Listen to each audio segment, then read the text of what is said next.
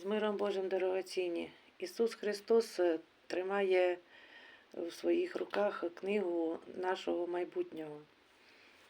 Він відкриває майбутнє своїй церкві. Ми живемо при 5-й печаті і наближається відкриття 6-ї печаті.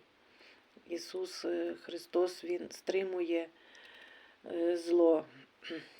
Він дає кожному із нас шанс та час для покаяння і спасіння. Ми маємо проповідувати Євангеліє Ісуса Христа по всій землі, рятувати людей, щоб бути записаними в книгі життя і допомагати людям мати небесну прописку, щоб наслідувати вічне небесне царство. Амінь. Дякую вам.